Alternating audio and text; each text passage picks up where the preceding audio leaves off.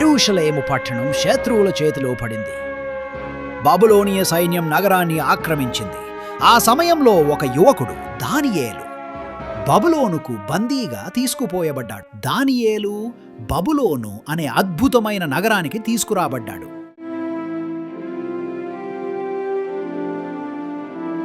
రాజు కోసం దానియేలు మరియు అతని ముగ్గురు మిత్రులు ప్రత్యేక శిక్షణ కోసం ఎంచుకోబడ్డారు.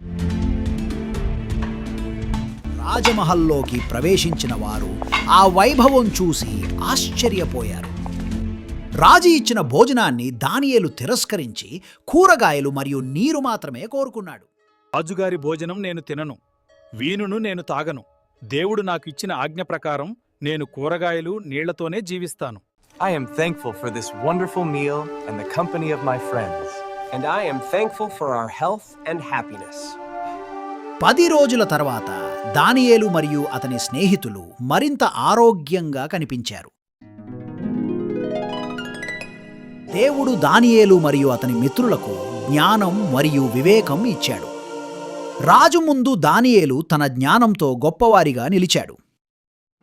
రాజు దానియేలును గొప్పగా గౌరవించాడు. అతను బబులోనులో ముఖ్యుడయ్యాడు. రాజు నెబుకద్నెజరు ఒక విచిత్రమైన కల చూసి నిద్రలో కలత చెందాడు.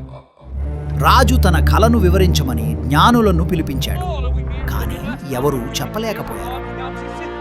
ఎవరూ రాజు కలను చెప్పలేకపోవడంతో వారిని చంపమని ఆజ్ఞ ఇచ్చాడు. దానియేలు రాజు దగ్గరకు వెళ్లి సమయం ఇవ్వమని కోరాడు. దానియేలు మరియు అతని మిత్రులు దేవుని సహాయం కోసం ప్రార్థించారు. దేవుడు రాత్రిలో దానియేలుకి రాజు కల రహస్యాన్ని చూపించాడు. దానియేలు రాజు కలను వివరించడానికి తిరిగి రాజు ముందు నిలిచాడు.